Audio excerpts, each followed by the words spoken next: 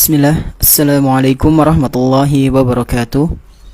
Alhamdulillahirrabbilalamin. Wassalatu wassalamu ala nabiyyina Muhammadin wa ala alihi wa ashabihi wa man tabi'ahum bi ihsanin ila yaumiddin. Alhamdulillah, segala puji bagi Allah subhanahu wa ta'ala, di mana Dia telah memberikan kepada kita semuanya nikmat yang begitu banyak.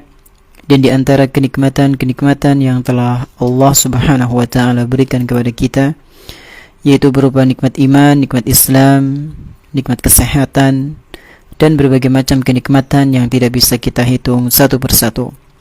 Salawat beserta salam semoga senantiasa tercurah limpahkan kepada Nabi kita yang tercinta Muhammad sallallahu alaihi wasallam beserta para keluarganya, para sahabatnya, dan umatnya yang senantiasa mengikuti sunnah-sunnah beliau hingga hari akhir nanti.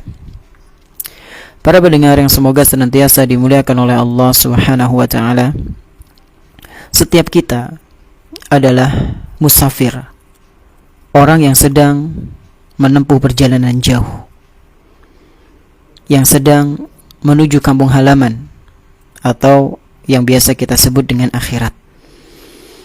Oleh karena itu, sudah seharusnya bagi kita untuk mempersiapkan bekal dengan sebaik mungkin. Supaya apa? Supaya kita tidak menyesal di hari esok, yaitu di akhirat. Sebenarnya, mencari bekal atau amal soleh itu bisa kapan saja dan di mana saja. Akan tetapi, ada momen-momen yang tidak bisa didapatkan kecuali pada waktu-waktu atau hari-hari tertentu. Contohnya apa, Ustadz? Contohnya malam Lailatul Qadar. Orang yang beribadah pada malam tersebut, maka dia seperti beribadah selama 83 tahun, lebih 4 bulan. Ya. Perkiraan sepanjang itu. Ya, kurang lebih 83 tahun orang yang mendapatkan malam Lailatul Qadar, dia beribadah seakan-akan sepanjang itu. Dan ini hanya bisa didapatkan pada bulan Ramadan. Tidak mungkin seorang muslim mendapatkan malam Lailatul Qadar selain di bulan Ramadan. Di bulan Rajab misalnya, Sya'ban atau Syawal, tidak bisa. Kenapa? Karena malam Lailatul Qadar itu spesial, khusus hanya ada di bulan Ramadan. Nah, para pendengar yang semoga senantiasa dimuliakan oleh Allah subhanahu wa ta'ala, begitu pula dengan bulan Syawal. Di dalamnya ada momen berharga yang memotivasi kita untuk melakukan amalan tertentu di dalam bulan tersebut. Di antara amalan yang dianjurkan pada bulan Syawal adalah puasa 6 hari dan menikah. Para pendengar yang semoga senantiasa dirahmati oleh Allah subhanahu wa ta'ala, yang pertama adalah puasa. Puasa ini dianjurkan, disunnahkan di dalam bulan Syawal selama 6 hari. Ya. Kaum muslimin dianjurkan untuk berpuasa 6 hari di bulan Syawal. Dan bulan Syawal ini adalah bulan yang datang setelah bulan Ramadan. Hal ini berdasarkan sabda Nabi Muhammad SAW yang mengandung motivasi agar berpuasa di bulan Syawal. Dari Abu Ayyub Al-Ansari radhiyallahu anhu, bahwa Rasulullah SAW pernah bersabda, "Man shoma Ramadana thumma atba'ahu sittan min Syawalin kana kasiyamid dahri." Barang siapa yang berpuasa di bulan Ramadan kemudian dilanjutkan dengan berpuasa 6 hari di bulan Syawal, maka dia seperti berpuasa selama 1 tahun. Dari hadis ini bisa kita ambil bahwasanya puasa 6 hari di bulan Syawal itu disunnahkan bagi kaum muslimin. Dan dari hadis ini pula kita bisa memetik atau mendapatkan beberapa faedah dari disunnahkannya puasa di bulan Syawal. Faedah yang pertama, bahwasanya orang yang berpuasa di bulan Syawal itu seperti berpuasa selama 1 tahun penuh. Puasa 6 hari di bulan Syawal menggenapkan ganjaran berpuasa selama 1 tahun penuh. Dalilnya apa? Dalilnya adalah hadis di atas yang telah kita sebutkan tadi, yang telah kita ketahui tadi, bahwasanya dari Abu Ayyub Al-Ansari radhiyallahu anhu, Rasulullah sallallahu alaihi wasallam pernah bersabda, "Man shoma Ramadhana tsumma atba'ahu sittan min Syawalin kana ka shiyamid dahri." Barang siapa yang berpuasa Ramadan kemudian dilanjutkan dengan berpuasa 6 hari di bulan Syawal, maka dia seperti berpuasa selama 1 tahun penuh. Hadis ini diriwayatkan oleh Imam Muslim. Kenapa bisa dikatakan seperti puasa selama 1 tahun penuh? Para ulama menjelaskan, karena setiap kebaikan dibalas dengan 10 kebaikan, yaitu pahala. Karena setiap kebaikan itu dibalas dengan 10 kali pahala. Bulan Ramadan, ya, atau puasa di bulan Ramadan itu kan 1 bulan penuh, sama dengan puasa sebanyak 30 hari. Sehingga kalau dalam hitungan 10 kali 30 sama dengan 300 hari. Nah, 300 hari ini sama dengan 10 bulan. Dan puasa 6 hari di bulan Syawal ini sama dengan berpuasa selama 2 bulan. Jadi artinya 6 kali 10, ya, 6 hari dikali 10 kebaikan sama dengan 60 hari. Dan 60 hari itu sama dengan 2 bulan. Sehingga ketika puasa Ramadan itu penuh dengan mendapatkan insya Allah 300 hari, karena 30 kali 10 jadi 300, dan Syawal itu 6 hari, 6 kali 10 jadi 60, jadi totalnya adalah 360 hari.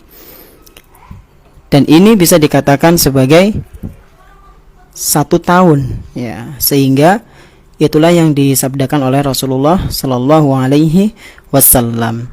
Penjelasan ini kami dapatkan dari Imam An-Nawawi dalam kitabnya Al-Minhaj Syarh Sahih Muslim Ibni Al-Hajjaj.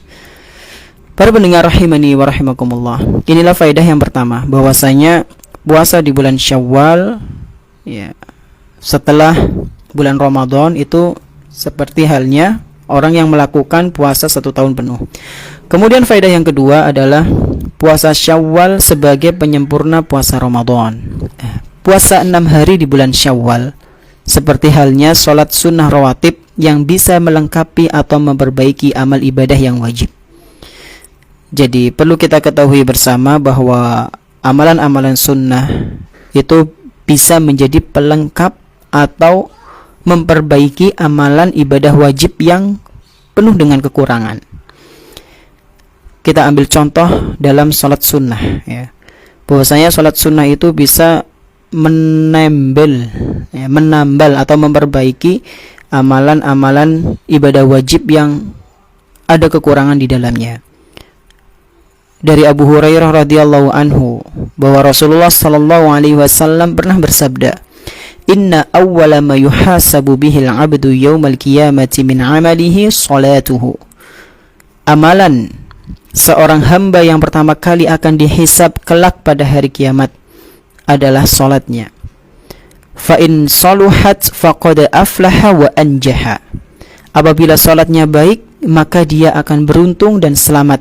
Wa in fasadat faqad khaba wa khasir. Namun jika salatnya rusak, maka dia akan gagal dan rugi. Kemudian Rasulullah SAW melanjutkan sabdanya, fa in intaqasa min faridatihi syai'un qala Rabbu azza wa jalla. Apabila ada kekurangan dalam salat wajibnya, maka Allah Subhanahu wa taala akan berfirman, "Unzuru hal li'abdi min tatawwu'in." Allah Subhanahu wa taala akan berfirman, "Lihatlah, apakah hambaku ini memiliki amalan-amalan sunnah yang bisa menyempurnakan ibadah salatnya yang kurang?" Ya. Allah Subhanahu wa taala mengatakan seperti itu. Fayukammal biha man taqasa minal faridah, ya. Yang mana amalan sunnah itu, tatawwu itu, bisa menambal ibadah wajibnya yang kurang. Kemudian dikatakan summa yakunu sa'iru amalihi 'ala dzalik. Lalu setiap amalan akan diperlakukan seperti itu. Setiap amalan akan dilakukan seperti itu. Maksudnya bagaimana? Maksudnya amalan-amalan sunnah akan menyempurnakan amalan-amalan wajib yang penuh dengan kekurangan. Hadis ini diriwayatkan oleh Imam At-Tirmidzi dan dinilai sahih oleh Syekhul Albani. Para pendengar rahimani wa rahimakumullah, Imam Ibnu Rajab Al-Hanbali rahimahullahu ta'ala yang wafat pada tahun 795 Hijriah, beliau pernah mengatakan bahwasanya puasa Syawal dan puasa Sya'ban itu seperti halnya salat sunnah rawatib yang dilakukan sebelum maupun sesudah salat wajib. Ia, yaitu amalan-amalan sunnah tersebut, akan menyempurnakan amalan wajib yang di dalamnya tidak lepas dari kekurangan. Sehingga jika kita ingin amalan wajib kita itu disempurnakan, ditutupi kekurangannya, maka perbanyaklah amalan-amalan sunnah. Wallahu a'lam. Ini faedah yang kedua. Kemudian faedah yang ketiga adalah salah satu tanda diterimanya puasa Ramadan. Ingat, salah satu tanda. Jadi bukan berarti mutlak ya. Salah satu tanda diterimanya puasa Ramadan. Imam Ibnu Rajab rahimahullahu ta'ala pernah mengatakan, jika Allah subhanahu wa ta'ala menerima amalan seorang hamba, maka dia, yaitu Allah subhanahu wa ta'ala, akan menunjukkan pada amalan soleh yang selanjutnya. Jadi hamba tersebut akan dibimbing oleh Allah, dimudahkan oleh Allah untuk melakukan amalan baik yang lainnya. Jika Allah menerima amalan puasa Ramadan, maka Allah akan menunjukkan atau memudahkan padanya untuk melakukan amal soleh yang lainnya. Di antaranya adalah puasa 6 hari di bulan Syawal. Jadi berbaik sangkalah kepada Allah ketika kita dimudahkan untuk berpuasa Syawal. Mungkin itu adalah salah satu tanda amalan ibadah kita di bulan Ramadan itu diterima. Wallahu a'lam. Itulah yang dikatakan oleh salah satu ulama kita, yaitu Imam Ibnu Rajab rahimahullahu ta'ala dalam kitabnya Lataiful Ma'arif. Para pendengar rahimani wa rahimakumullah, jika kita ingin tahu apakah puasa Ramadan kemarin berpengaruh pada diri kita atau tidak, maka tanyakanlah kepada hati kecil kita masing-masing. Apakah diri kita telah berubah menjadi lebih baik dari sebelumnya? Bagaimana keadaan kita dengan Al-Quran? Semakin rutin membacanya atau masih seperti biasa, yaitu malas-malasan? Apakah kita sudah sholat 5 waktu tepat pada waktunya? Apakah kita masih melakukan sholat witir setelah Isya walau hanya 1 rakaat? Apakah amalan baik yang sering dilakukan pada bulan Ramadan masih kita lakukan? Torehkan, sematkan pertanyaan-pertanyaan tadi dalam diri kita. Ini faedah yang ketiga. Kemudian faedah yang berikutnya, yang keempat, dari disyariatkannya atau dari disunahkannya puasa di bulan Syawal adalah sebagai bentuk rasa syukur kepada Allah subhanahu wa ta'ala, yaitu bersyukur karena Allah subhanahu wa ta'ala telah mempertemukan kita dengan bulan Ramadan, bulan yang penuh dengan keberkahan dan juga ampunan. Bersyukur karena Allah subhanahu wa ta'ala telah memudahkan kita untuk beribadah di dalamnya. Bersyukur atas nikmat ampunan dosa yang Allah subhanahu wa ta'ala janjikan, yang Allah subhanahu wa ta'ala berikan bagi hamba-hambanya yang taat, yang menjalankan ibadah puasa Ramadan. Ketahuilah bahwa tidak ada nikmat yang lebih besar di dunia ini melainkan ampunan dosa dari Allah subhanahu wa ta'ala. Lihatlah Nabi kita Muhammad sallallahu alaihi wasallam, bagaimana beliau mengungkapkan rasa syukurnya kepada Allah subhanahu wa ta'ala, yaitu dengan senang mengerjakan sholat hingga kakinya bengkak, bahkan pecah-pecah. Sampai-sampai Aisyah radhiyallahu anha heran dengan apa yang dilakukan oleh Nabi Muhammad sallallahu alaihi wasallam. Lantas Aisyah pun bertanya kepada beliau sallallahu alaihi wasallam, "Lima tasna'u hadza ya Rasulullah?" Mengapa engkau sampai melakukannya seperti ini wahai Rasulullah? Mengapa engkau melakukannya sampai seperti ini wahai Rasulullah sallallahu alaihi wasallam? Wa qad ghafara laka ma taqaddama min dhanbika wa ma ta'akhkhar. Padahal Allah Subhanahu wa taala telah mengampuni dosa-dosamu, baik yang akan datang maupun yang telah berlalu. Maka kata Rasulullah sallallahu alaihi wasallam, "Afala uhibbu uhibbu an akuna 'abdan syakura. Apakah tidak pantas jika aku menjadi seorang hamba yang senang bersyukur? Hadis sahih riwayat Imam Al-Bukhari. Jadi di antara bentuk syukur kita kepada Allah Subhanahu wa taala atas kenikmatan yang telah Dia berikan, yaitu dengan memperbanyak ibadah. Di antaranya adalah ibadah-ibadah sunnah. Ini faedah yang keempat. Kemudian faedah yang kelima. Mengapa disunnahkan atau dianjurkan untuk berpuasa Syawal? Yaitu salah satu tanda bahwa orang tersebut istiqomah dalam beribadah, dan dia tidak beribadah hanya di bulan Ramadan saja. Ya, berarti orang yang menjalankan puasa di bulan Syawal ini bisa dikatakan salah satu tanda dia akan istiqomah dalam beribadah. Seseorang yang menjalankan puasa 6 hari di bulan Syawal, hal ini menunjukkan bahwa dia beribadah tidak musiman. Dia istiqomah dalam melakukan amal kebaikan. Selain itu, hal ini sebagai pertanda bahwa keislaman dia tidaklah buruk. Mari kita simak penuturan dari salah seorang ulama yang bernama Bishr al-Hafi. Ia pernah mengatakan, bi'sal qaum la ya'rifuna allaha haqqan illa fi syahri Ramadan. Di antara tanda buruknya suatu kaum adalah yang hanya rajin beribadah kepada Allah di bulan Ramadan saja. Inna saliha alladhi yata'abbadu sanah kullaha.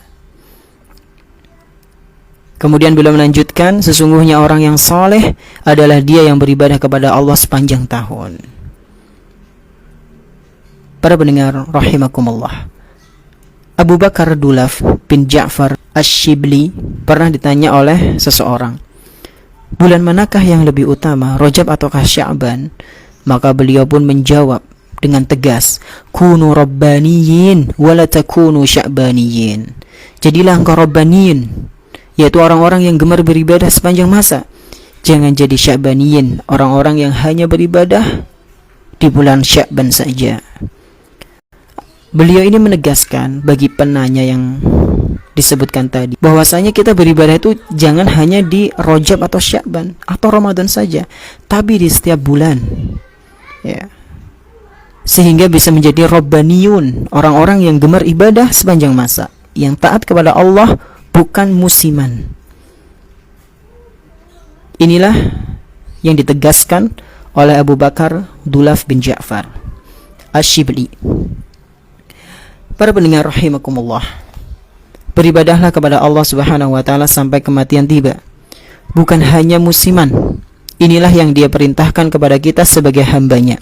Allah Azza wa Jalla berfirman, wa'bud rabbaka hatta ya'tiyakal yaqin. Beribadahlah engkau kepada Rabbmu sampai kematian datang menjemputmu. Al-Quran Surat Al-Hijr ayat 99. Para pendengar rahimani wa rahimakumullah, mungkin timbul pertanyaan, puasa Syawal atau qada terlebih dahulu? Ya. Alangkah baiknya bagi orang yang memiliki hutang puasa di bulan Ramadan, maka hendaknya dia membayar terlebih dahulu hutang puasanya. Terlebih lagi jika dia tidak memiliki uzur atau alasan ketika meninggalkan puasa Ramadan.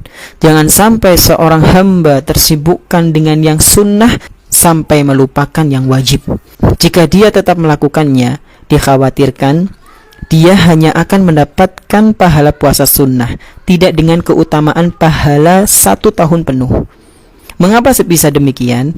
Karena konteks hadisnya adalah barang siapa yang berpuasa di bulan Ramadan kemudian melanjutkannya dengan puasa 6 hari di bulan Syawal.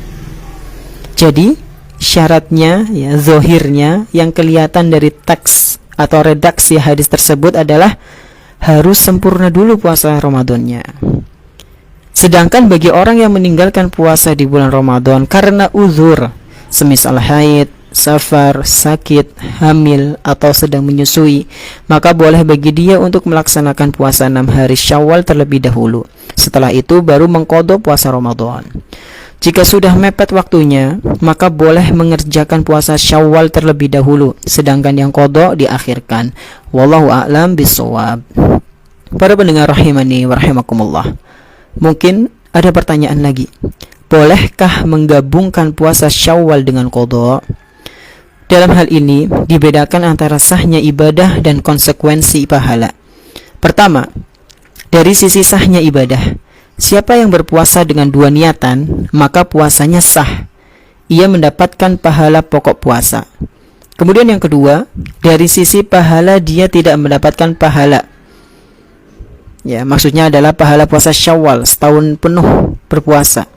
Karena Nabi SAW mensyaratkan berpuasa Ramadan dulu, kemudian berpuasa Syawal. Dalam mazhab Syafi'i, menggabungkan dua niat ada beberapa bentuk sebagai berikut. Yang pertama adalah menggabungkan dua niat, yakni niat qadha dan niat puasa sunnah 6 hari Syawal. Maka pahala puasa qadha dan puasa 6 hari di bulan Syawal tetap dapat. Kemudian yang kedua, hanya berniat puasa qadha, sedangkan puasa Syawal diniatkan untuk ditunda setelah qadha. Maka pahala yang diperoleh hanya qadha saja, sedangkan pahala puasa 6 hari di bulan Syawal tidak didapatkan. Yang ketiga, hanya berniat qadha akan tetapi tidak berniat puasa Syawal setelah qadha. Maka pahala yang diperoleh adalah pahala qadha dan mendapatkan pahala puasa sunnah 6 hari di bulan Syawal sebagai jaminan. Dalam artian, dia telah menyibukkan dirinya dengan berpuasa di bulan Syawal. Kesimpulannya, ya, para pendengar rahimani wa rahimakumullah, siapa saja yang menginginkan pahala sempurna seperti puasa 1 tahun penuh, hendaklah ia mengqadha puasa Ramadannya terlebih dahulu daripada puasa Syawal. Adapun menggabungkan niat puasa Syawal dan niat untuk mengqadha, atau mendahulukan puasa Syawal dari mengqadha puasa Ramadan, maka puasanya tetap sah. Akan tetapi sangat dikhawatirkan pahala sempurna, yaitu puasa 1 tahun penuh, tidak ia dapatkan. Jika ingin mendapatkan pahala puasa 1 tahun penuh, maka ia harus mengqadha terlebih dahulu puasa Ramadan. Setelah itu baru menunaikan puasa Syawal. Wallahu ta'ala a'lam. Pendengar sekalian rahimani wa rahimakumullah, mungkin timbul pertanyaan lagi, kapan puasa Syawal dilakukan? Ya, maka jawabannya, puasa Syawal boleh dilakukan kapanpun selama masih berada di bulan Syawal. Akan tetapi alangkah baiknya jika puasa tersebut dilakukan di awal bulan, 1 atau 2 hari setelah hari raya Idul Fitri. Wallahu ta'ala a'lam. Inilah ibadah pertama yang disunnahkan di bulan Syawal, yaitu berpuasa 6 hari di bulan Syawal. Kemudian ibadah yang selanjutnya, bekal yang selanjutnya yang mungkin perlu kita cari, kemudian kita amalkan, kita realisasikan dalam kehidupan sehari-hari adalah menikah. Menikah adalah salah satu ibadah yang disunnahkan di bulan Syawal, ya. Menikah di bulan Syawal termasuk amalan yang sangat dianjurkan dalam Islam. Hal inilah yang dilakukan oleh Rasulullah SAW ketika menikahi Aisyah radhiyallahu anha. Aisyah sendirilah yang menceritakan hal tersebut. Beliau mengatakan, "Tazawwajani Rasulullah sallallahu alaihi wasallam fi Syawalin." Rasulullah sallallahu alaihi wasallam menikahiku di bulan Syawal. Wa bana bi fi Syawalin.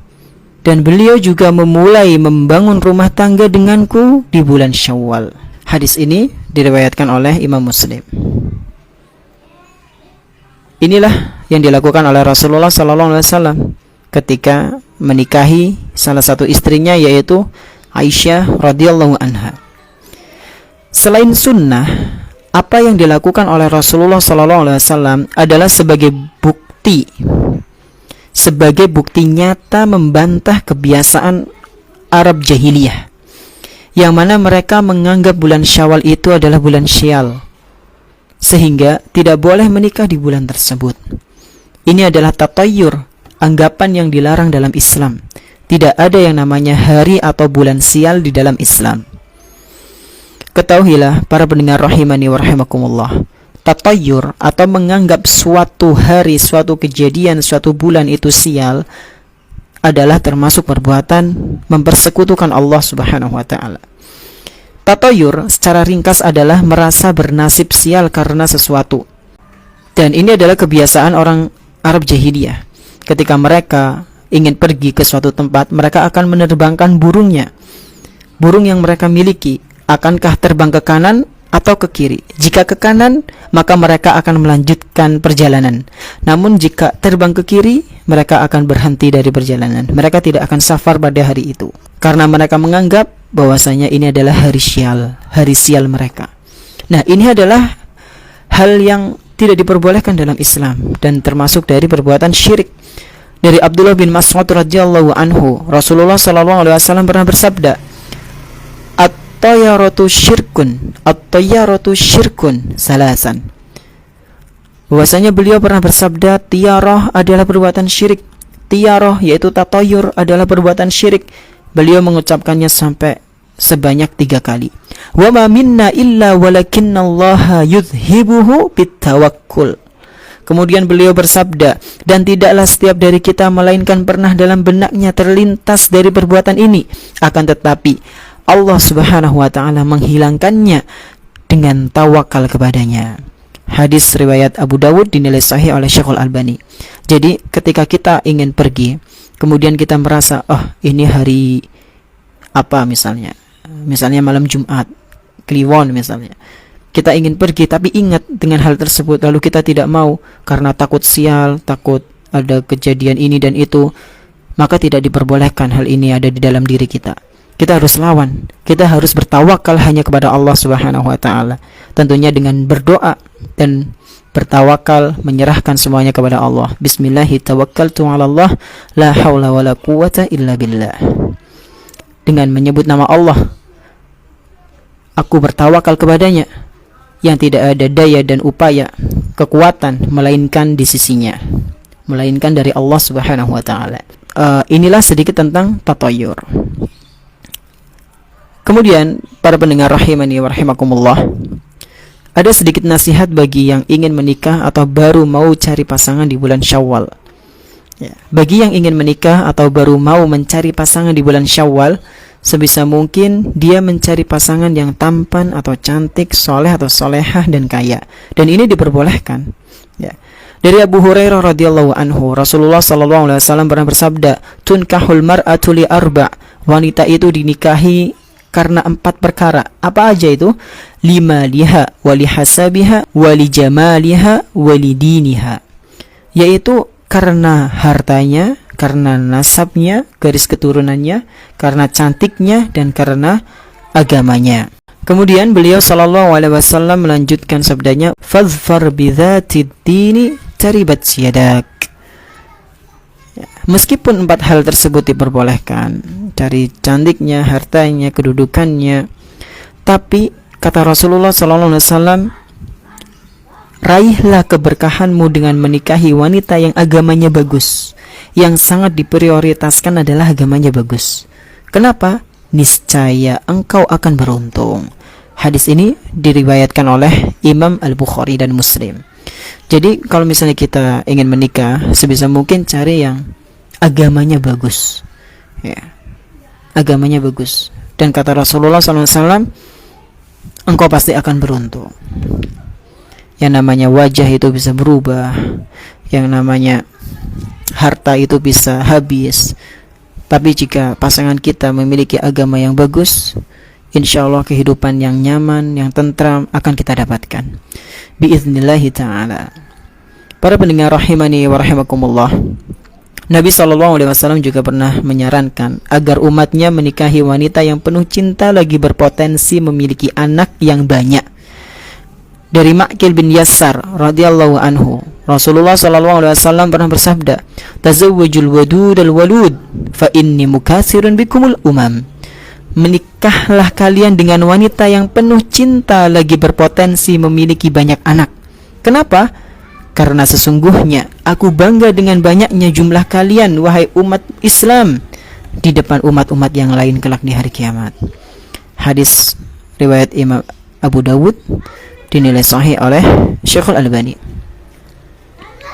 Jika merasa susah untuk mendapatkan 4 kriteria di atas, maka minimal carilah yang sekufu atau setara dalam hal agama. Insya Allah engkau akan bahagia. Para pendengar rahimani wa rahimakumullah,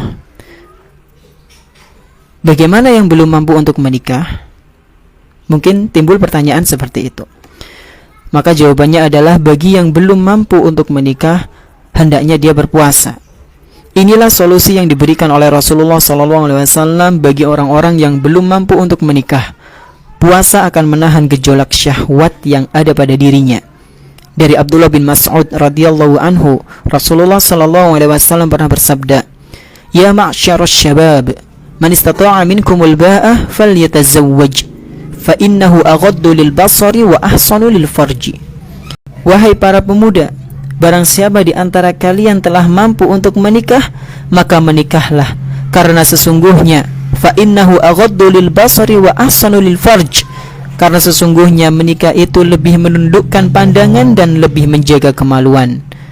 Wa man lam yastati' fa 'alaihi bis-shaum, dan barang siapa yang belum mampu untuk menikah, maka hendaklah dia berpuasa. Fa innahu lahu wija, karena sesungguhnya berpuasa itu adalah salah satu cara untuk mencegah hawa nafsu yang bergejolak bagi dirinya. Hadis ini diriwayatkan oleh Imam Bukhari dan Muslim. Demikianlah para pendengar yang semoga senantiasa dimuliakan oleh Allah Subhanahu wa taala, tentang bekal yang mungkin perlu kita cari, yang mungkin perlu kita realisasikan, kita terapkan di bulan yang mulia ini, yaitu bulan Syawal. Semoga Allah Subhanahu wa taala memudahkan kita untuk mencarinya, kemudian setelah kita dapatkan kita bisa mengamalkannya dengan penuh keridhaan. Ya, berharap pahala dan ridho dari Allah Subhanahu wa taala. Mungkin ini yang bisa kami sampaikan. Terima kasih atas perhatiannya. Subhanakallahumma wa bihamdik, asyhadu an la ilaha illa anta, astaghfiruka wa atubu ilaik. Wassalamualaikum warahmatullahi wabarakatuh.